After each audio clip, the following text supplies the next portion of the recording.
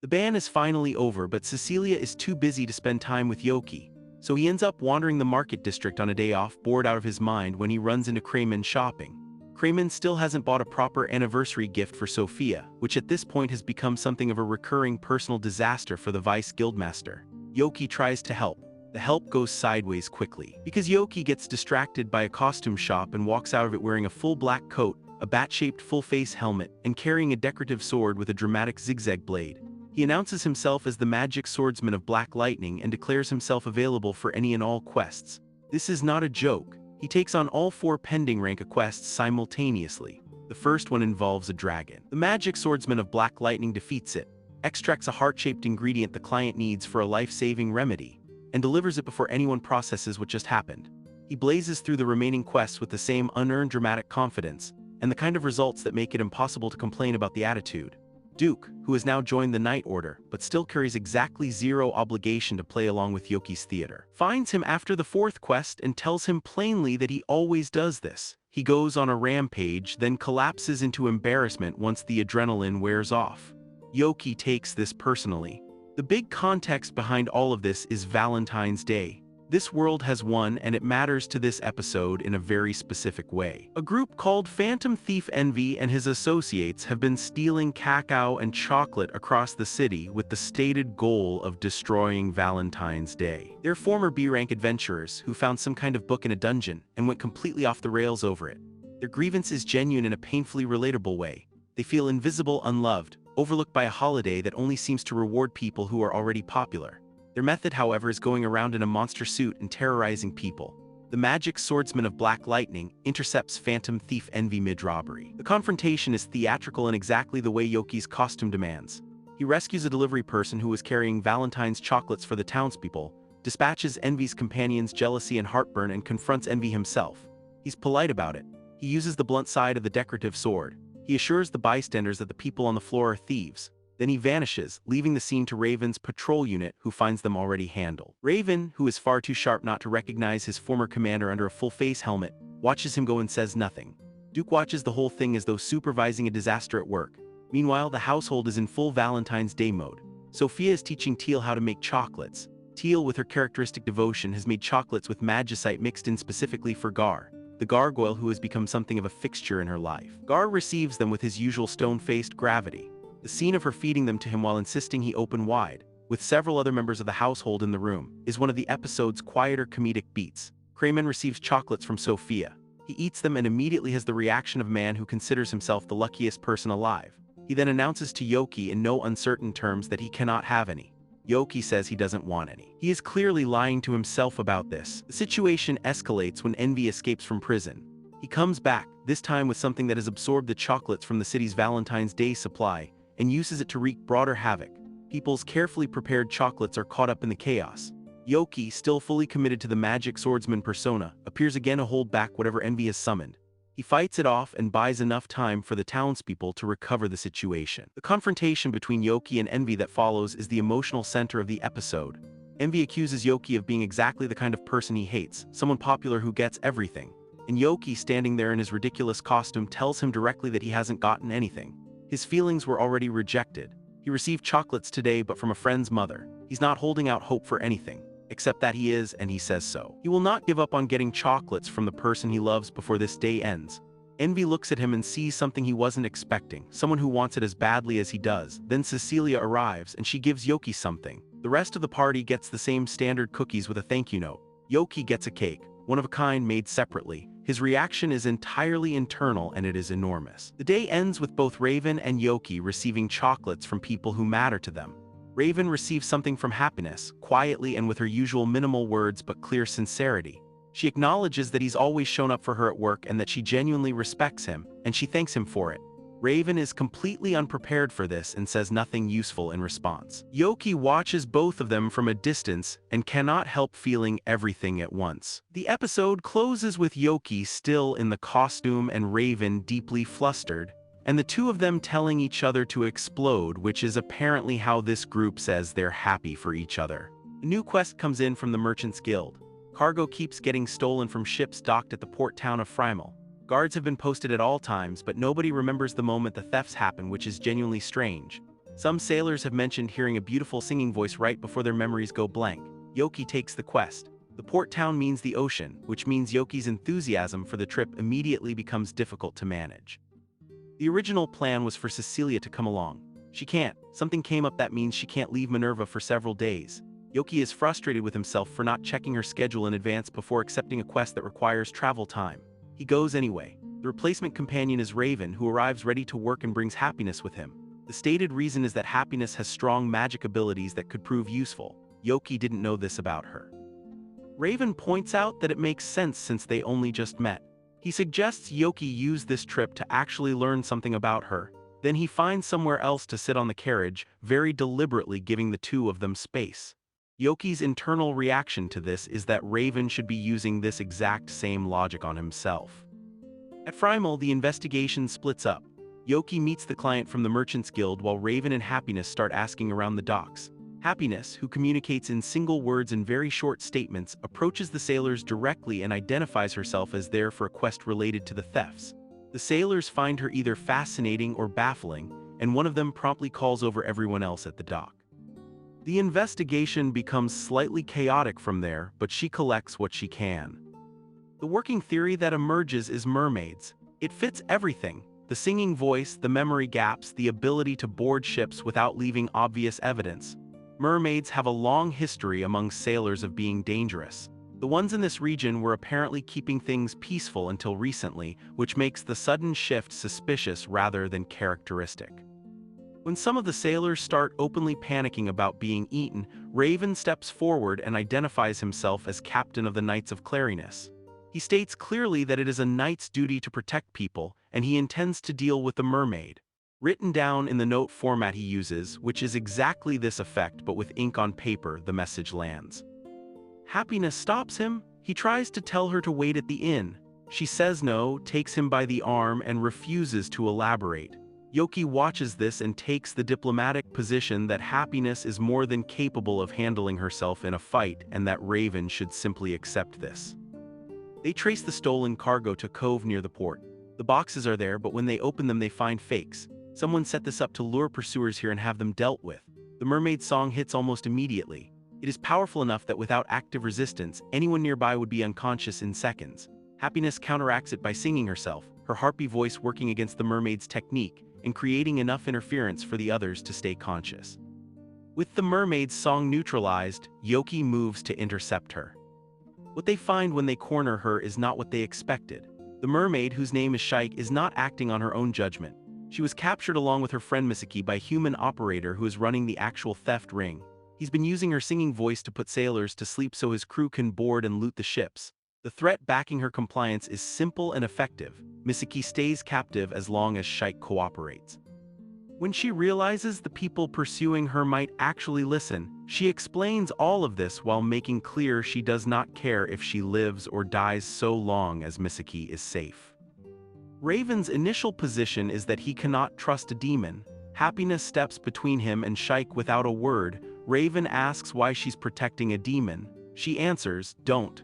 Yoki cuts in before the situation escalates further and puts the case plainly. She has a reason, it can't hurt to hear her out first. Raven holds. The thieves have their base elsewhere. The cove was a trap. Raven figures that the thieves will come to retrieve the fake cargo themselves since they left it here to draw in pursuers. He stays to wait for them while Yoki and Happiness move to find where Misaki is being held. The thieves do show up, they arrive with enough backup that they're confident, and they are then very quickly not confident. The leader attempts to blame everything on Shaik. Yoki tells him with complete calm that he will not be killed, but he will face judgment under the law and that the mermaid risked her life for her friend while the leader hid behind her. The comparison is not flattering.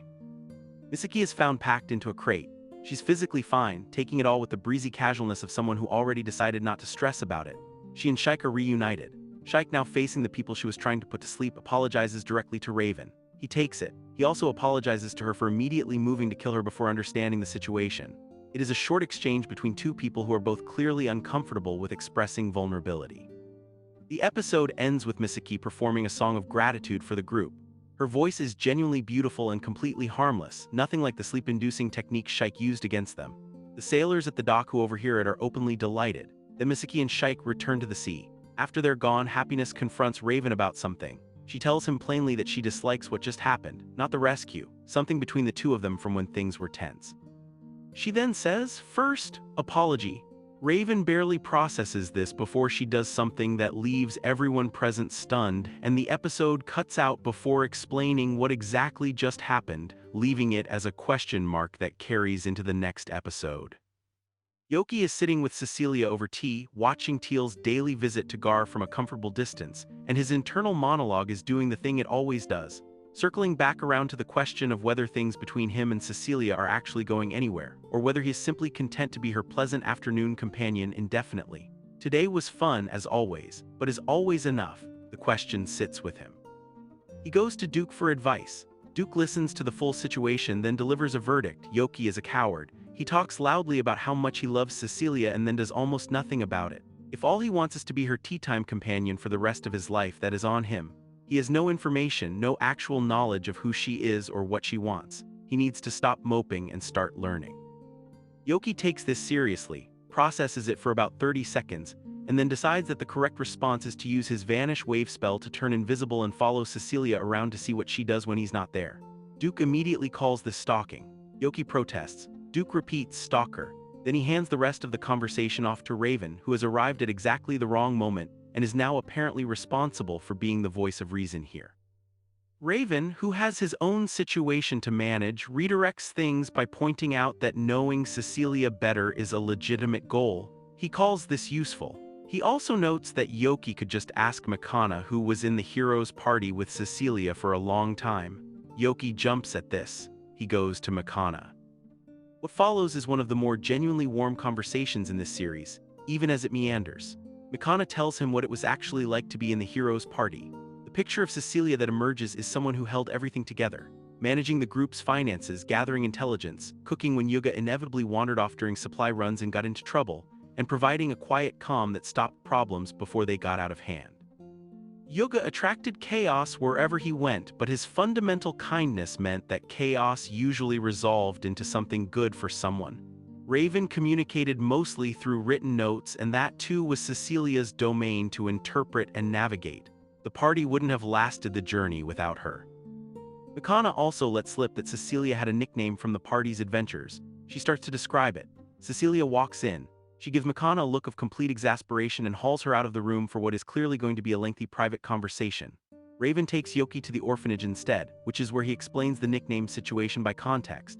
The children at the orphanage call Cecilia the Holy Mother, and they say it with genuine affection. They ask where she is.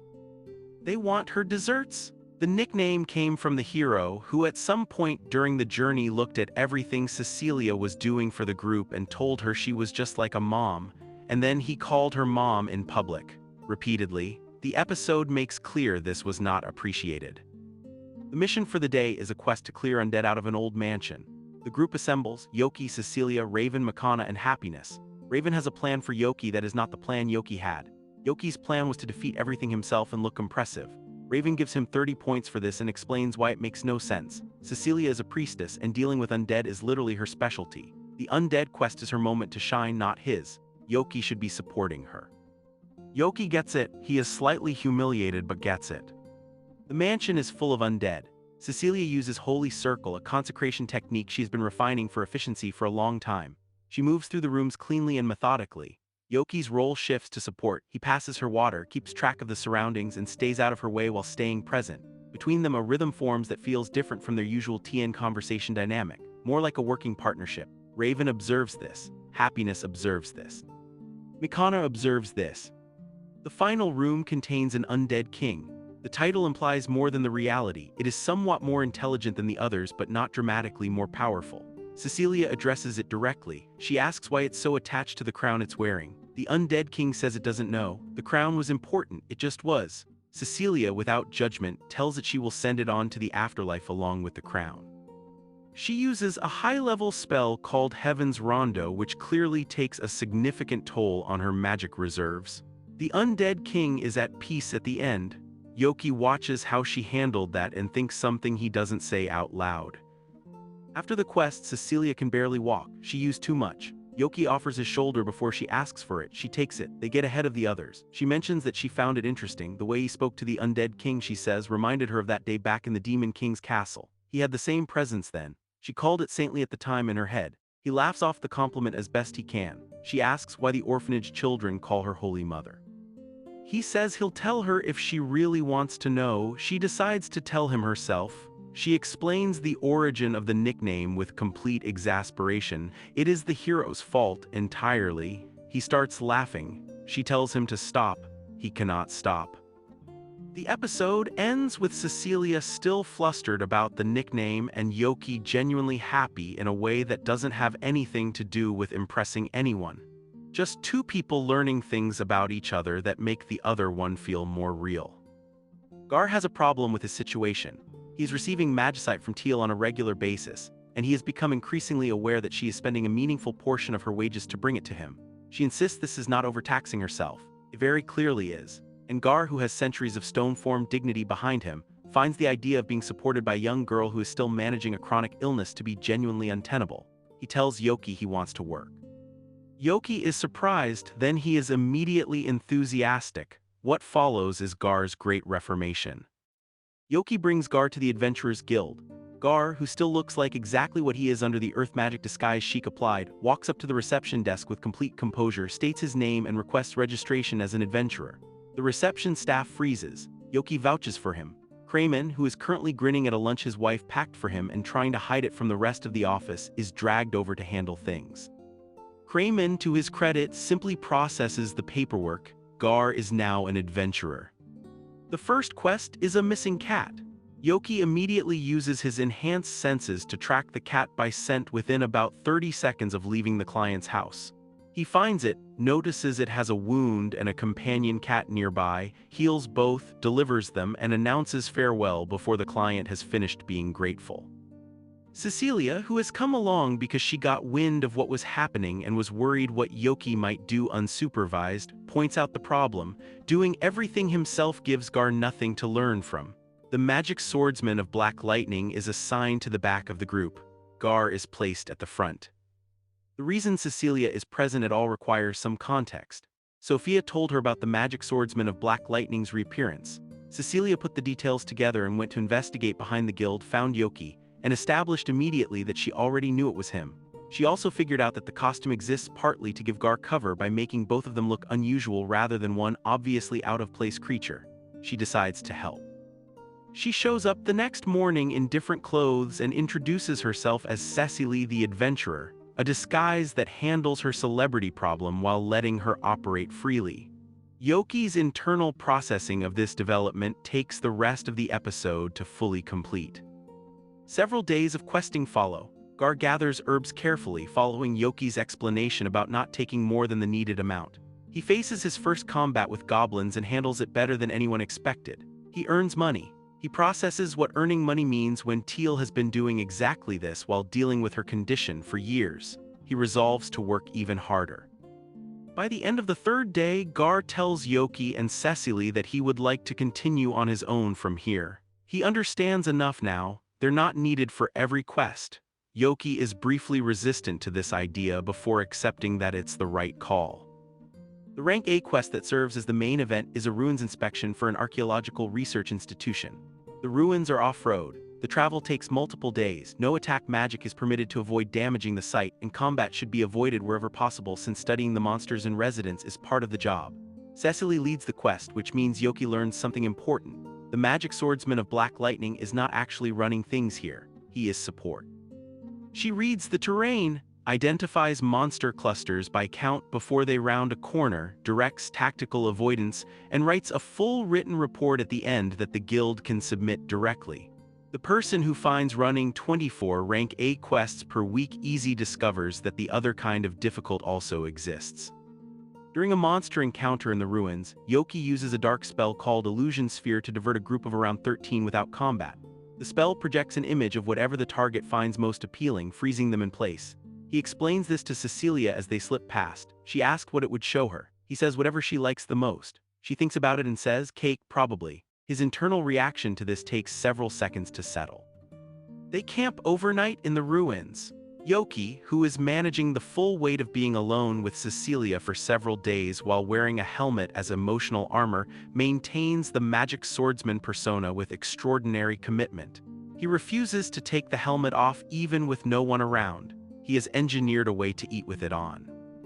When she points out this is bad manners, he immediately removes it and is then sitting across from her, maskless, receiving soup she cooked from foraged ingredients on a camp stove and struggling significantly.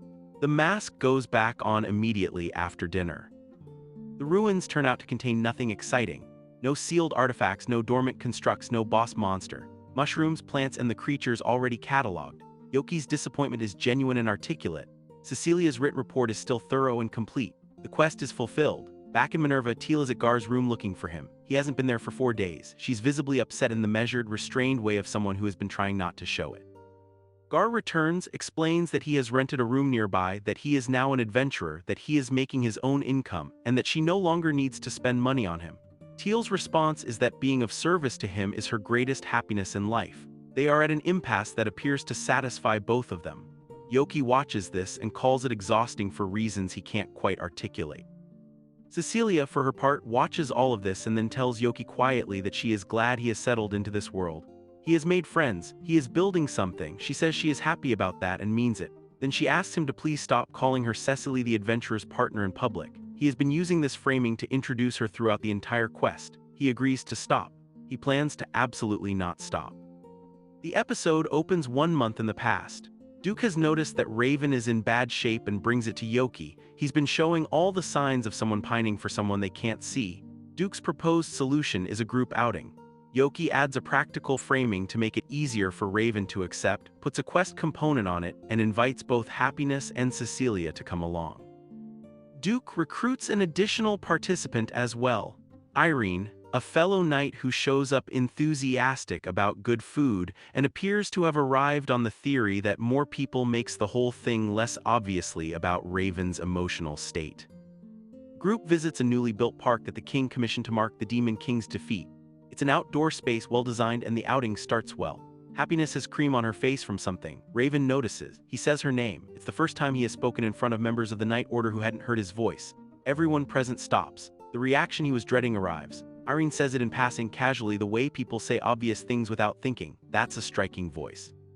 Raven shuts down immediately. He walks away quickly. Yoki follows.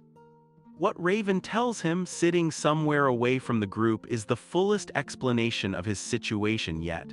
During the quest at the port, Happiness told him she has a secret. She seemed frightened by it. Whatever it is, it's something she genuinely does not want to lose him over. And Raven, confronted with that, realizes his own fear in the other direction. He's been running from his voice his whole life, never speaking in combat, letting people assume what they want about what kind of person he is. If he can't face his own things, how can he face hers? He says with some difficulty that Yoki has courage he doesn't. He watches Yoki go after the person he loves despite being rejected once already. Yoki's response to this is immediate and deeply undignified. He reminds Raven that he wore a full mask the entire time he spent alone with Cecilia because he was too nervous to be a regular person. He is not a model of courage, but he's trying, and so should Raven, on your feet. Raven goes back. He finds Happiness. He tells her quietly that he knows she has something she's carrying and that he can't promise to be ready for it yet, but he will try harder so that one day she can trust him with it. Happiness says, acknowledged, it is short, it is honest, it is exactly enough. A few days later, everything changes. Happiness submits a request for extended leave and leaves a note at the mansion. Cecilia finds it and brings it to Yoki in a state of visible concern. The note is characteristically terse. Sheik translates, it says to come find her in the forest in 1 month. Yoki figures out approximately where she means, and he understands once he processes it what she's planning to do. She is going to reveal what she is to Raven, not the cover story, not the human disguise, her actual nature as a harpy. Yoki finds her first. He is as straightforward as he can manage. If Raven doesn't accept it, she could lose everything. Not just Raven. The whole situation they've built in Minerva, the connections, the cover, the way the group has managed to exist in a human city without anyone asking the wrong questions. He's chic, Happiness herself, potentially all of it could unravel. She knows, she says so, and then she says she won't lie anymore. She wants him to know. Sheik, Duke, and Yoki all tell her, each in their own way, that they trust her judgment. Go. 1 month passes. Duke leads Raven to a forest clearing. Raven finds happiness there, partially in the air, her wings visible, and she is terrified. She tells him simply, "This is where I started and where I ended." She has been afraid of this moment since before she could articulate why. She tells him she's glad she met him, that being with him is good, that she wants it to continue. And then she stops herself because she can't move forward without the truth being between them. She reveals what she is. Raven does not flinch. He tells her he is sorry he didn't notice she was carrying this. She asks directly, "You won't reject me?" He says of course not, because he loves her. She tells him she loves him too, in a voice that sounds like it has been held back for a long time. He asks, "Then everything is fine?" She says yes. Yoki, who has been watching from a nearby tree because Cecilia gave him a barrier spell and told him to make sure it worked out, observes the entire exchange and then makes the tactical error of saying something out loud that reveals he has been there the whole time. Both Raven and Happiness direct their embarrassment and frustration at him simultaneously. He absorbs this. He takes it. He is visibly delighted anyway. Back in the city, Raven returns to the Night Order with a different posture. The vice captain, who has been using Raven's silence against him, rallying a faction of knights who view the speechless captain as inadequate, encounters Raven in the corridor and addresses him by name in a way that is meant to be a slight. Raven responds out loud and directly, telling him that a knight who disrupts order with poor conduct has no place as vice captain, and he will be called captain going forward. The vice captain says, "My apologies, captain." Raven says nothing else, that is enough. The episode closes with Cecilia telling Yoki that she is going to be busy for a while and won't have much time for their regular tea. Yuga has asked her to help with a quest at a mine, and it may take 2 or 3 weeks. She mentions it casually. Yoki, who has barely processed this before a commotion erupts outside involving people demanding to see him about something he apparently did, has to leave before the conversation finishes. Cecilia watches him go and then says to herself that she had better come back to this. She means more than just the tea. Out at the mine somewhere beyond Minerva's comfortable range, Yuga is making the quest harder than it needs to be. The workers keep fleeing every time he shows up to help because his presence alone guarantees something dramatic is about to happen. Makana has been traveling with him and is at the outer limit of her patience. The quest itself is simple. A monster nest has been discovered inside the mine, blocking the mining work, and the creatures need to be removed without harm. The problem is that the creatures in question are small, round-faced, and heartbreakingly cute. Nobody can bring themselves to do anything to them, including Yuga, including Makana. The situation is a complete standstill until Yoki shows up. Back in Minerva, the episode's real thread is already pulling. Cecilia has been summoned for an arranged marriage meeting. The king ordered it. The candidate is Solo Graceheart, heir to an influential lord in the Duchy of Luminaria and a former member of that duchy's own heroes party. He's accomplished, well-mannered, considered, and genuinely interested in building peace between nations rather than in accumulating personal advantage. Sophia is preparing Cecilia for the meeting with an attire appropriate to the Aquarane family. Cecilia's mother is not present, but her expectations are. Makana finds out first among the people in Yoki's orbit and reacts with immediate alarm. She goes to Cecilia to confirm it. Cecilia is composed about it. She explains that she has agreed to a single meeting per the king's orders, that she has no intention of agreeing to anything, and that she is still in her words training. Makana asks who the candidate is. Solo Graceheart. Makana knows the name. She knows the person. He is by every metric she can cite impressive. She tells Yuga immediately after. Yuga's response is to run to Cecilia and demand she refuse. He announces this at volume. She tells him to take it up with the king if he feels strongly. He cannot argue with this and leaves still frustrated. Then he finds Yoki, who is at the mine trying to help with the creature problem. Yuga starts describing Solo without saying why at first. Smart, skilled with a sword at about Raven's level, heir to significant political influence, impeccable manners. Then he mentions the arranged marriage. Yoki stops functioning. He walks back to Minerva without a word, leaving Yuga alone in the mine with the creatures. Makana arrives to take over. The creature situation is resolved with her help. She notes that Yoki left and immediately understands why. What does he think he's going to do? The meeting between Cecilia and Solo unfolds in the Aquarane mansion. What is notable about Solo is that his motivations are genuine rather than political in the personal sense. He explains his reasoning. A marriage alliance between the Duchy of Luminaria and the Kingdom of Clarinus would signal publicly that these two nations stand together, which creates a buffer against countries with more aggressive intentions. He frames it as a tool for peace. He also explains that he has been living quietly in Minerva for some time, studying the country and its people, because he believes understanding other nations is how conflict gets prevented. He asks if she will consider it. He asks if she will at minimum teach him more about this kingdom. Cecilia says she will help him understand the country. She does not say yes to the marriage. She walks away from the meeting wondering what she just agreed to and why she couldn't bring herself to turn down the second request. The conversation she had with him was honest and his intentions were clear. She respects what he is trying to do. That doesn't make it simpler. Solil accompanies her to the orphanage for a volunteer visit. He has no experience with children whatsoever, being raised as an heir with no time for informal interactions. A small child asks him to lift her up high. He does not know what this means. Cecilia explains. He does it. Every other child wants the same. He spends the afternoon lifting children, receiving their enthusiasm with careful dignity and slowly relaxing into it. Cecilia watches this and finds it harder to categorize him as simply an inconvenience. She goes home and thinks about Yoki. She says quietly enough that nobody hears it that Yoki doesn't care about her anymore. He has so many people around him now. He seems happy. He has grown so much from the person who was locked in the Demon King's castle unable to leave. Sophia, walking past, hears this without commenting. Happiness, who is back on duty, listens without expression. The narrative does not agree with Cecilia's conclusion. Neither does anyone else in the room. That night, Yoki uses his Vanish Wave invisibility spell and tries to fly back to Minerva. He runs into the Beast of Blue Fire near the city gate. The encounter is brief and costly. He ends up injured, his horns visible from the fight, and he is spotted by the gate guards as a demon attempting to enter the city. He is driven back. Raven, who is managing the response, gives instructions to increase security patrols without singling out Yoki. He recognized him. He says nothing. Cecilia learns about the demon incident at the gate from Sophia, who received a note from Kramen.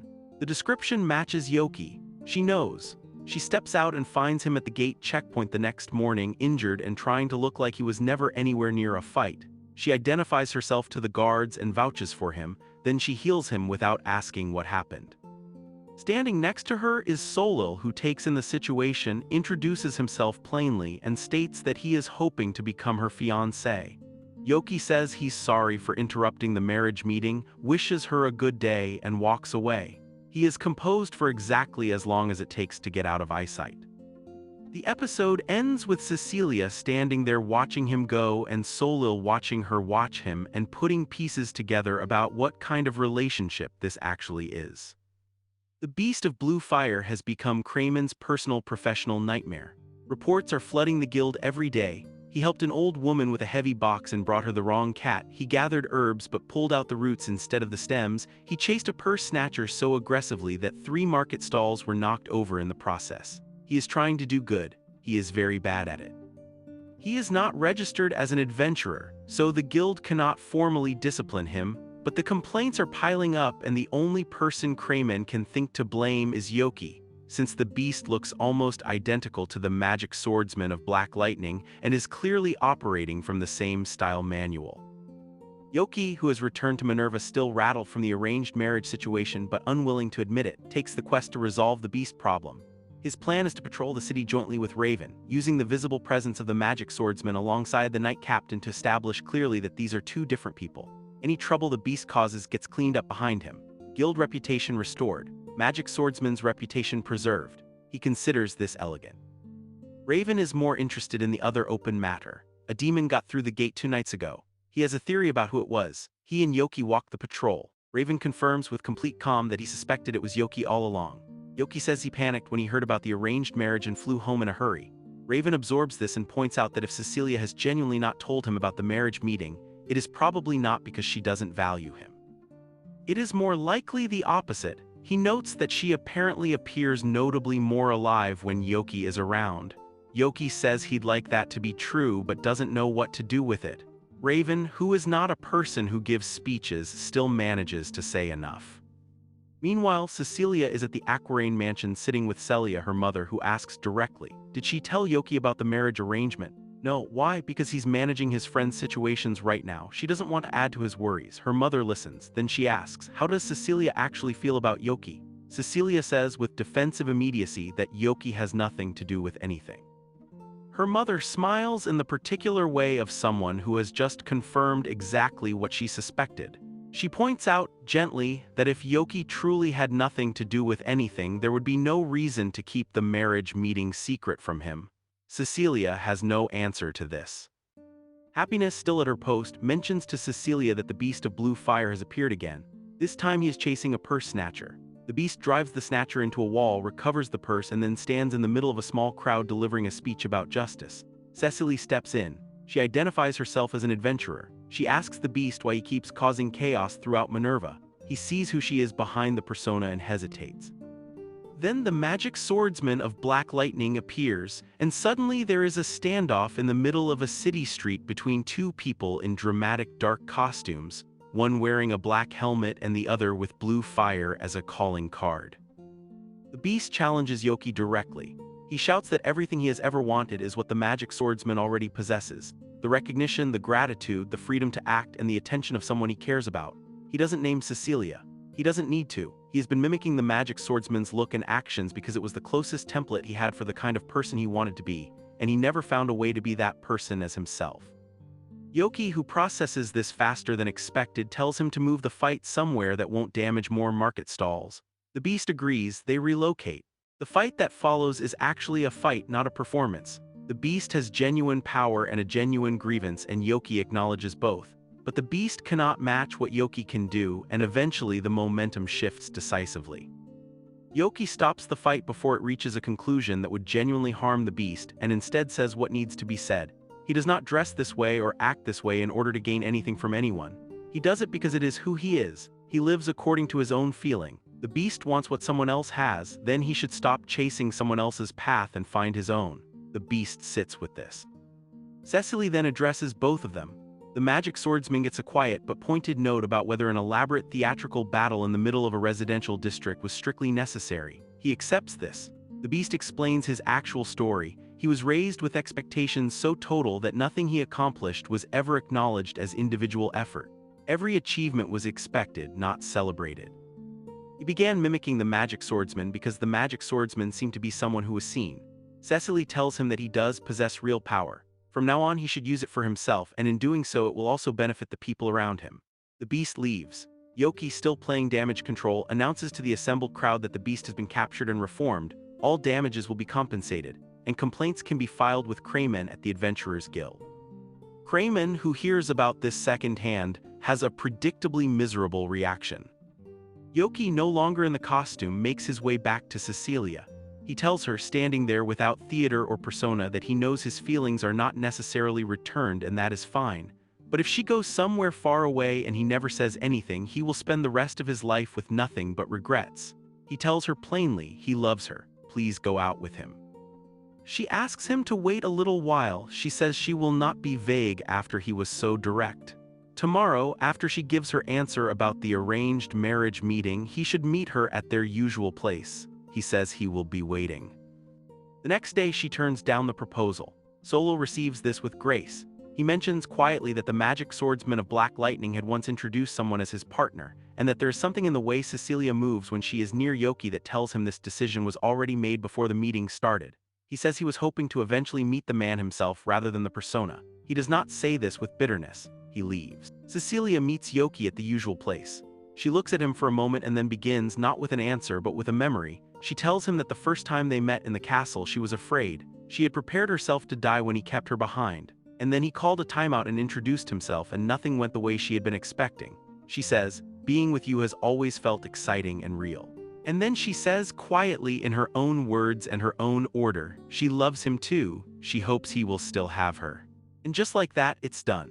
After 13 episodes of rejected confessions, unlucky timing, costume disasters, political interference, mermaids, undead, and a gargoyle guardian deity, these two people have arrived at the same sentence at the same time. The series ends with them sitting together over tea made from leaves Sheik brought, bickering about whether Yoki drinks too much of it, and the light coming through the window the way it does in the afternoon. It is small and it is right, and it is exactly enough.